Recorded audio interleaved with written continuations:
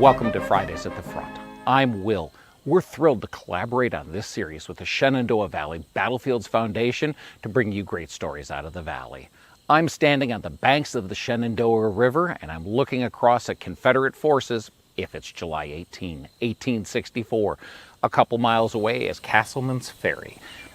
For the past day or two, the Union Army has been trying to get across and push the Confederates. Confederates had just run under General Early up, won the Battle of Monocacy, and got to the gates of Washington, D.C. At Fort Stevens, President Lincoln sees the Confederacy, and Early sees how many soldiers are there. He's achieved his strategic victory. He's pulled the 6th and the 19th Corps away from Grant at Petersburg. Realizing that there's nothing he can do, he starts to retreat. General Wright is sent from there. General Crook comes and brings his men in, and some of the troops there are under Colonel Joseph Thoburn. Trying to get across at Castleman, they realize they can't do it, so they make a decision between Wright and Crook to flank. They'll come over here to the Island Ford, and they send Thoburn's division here. He has 3 brigades of infantry and a provisional brigade of dismounted cavalry. What this is, in the push to get Early away from Washington, D.C., one of the things is Camp Stoneman. Stoneman is a remount camp where Union cavalrymen go if they've lost their horse. They collect up there, get new mounts, and return to the front. But while they're there, they're cavalrymen. They're not part of an organized regiment. Colonel Samuel Young is handed 1,000 men from 27 different regiments. The men also have their arms changed, as Corporal McCoy of the 1st Maine Cavalry talks about. At Camp Stoneman, those who had carbines had to give them up, and we were armed as infantry. And this, with the hard marching, carrying blankets and rations, if we had any, besides being mixed together as we were, without organization, was enough to take the fight out of the best troops in the world. Well, okay. You're starting to see the problem. There's a lot of men with various leadership pulled into a new organization.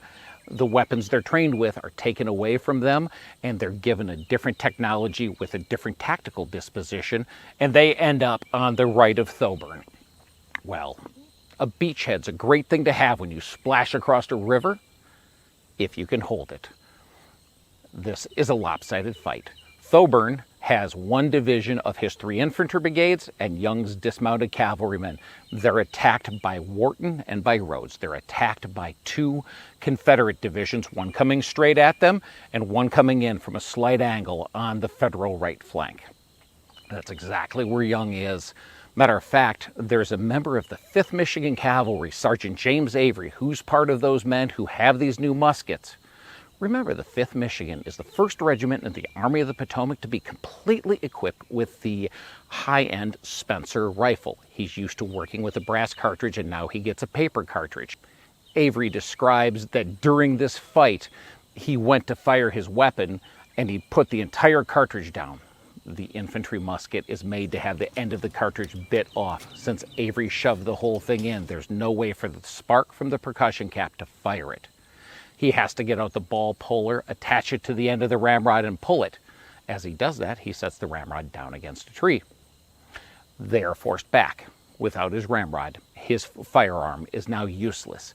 You can see these men who are good soldiers do not have the technical skill to work under stress with the weapons they were quickly handled here.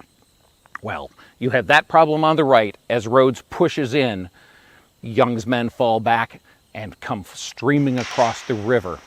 Thoburn, who had been watching the fight from the little island here, shoves up with his men and spends the rest of the day stabilizing the lines. He's proud of his men, but 2 divisions on 1, they're defeated, they're pushed back.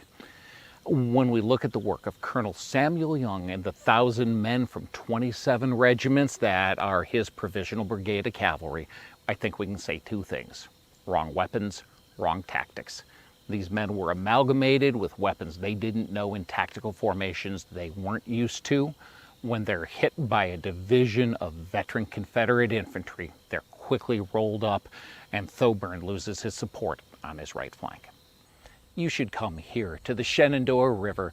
Shenandoah University has a college campus right here, and that makes it so you can walk in, walk these grounds, and see the sights for yourself. Professor Noailles has written a great book with a good tour about the sites so you get a better understanding. There are markers, there are signs. You can see Parker's Retreat from a distance. There are so many people here working. Whether you come for the beauty or come for the history, come to the Valley. We'll see you next time.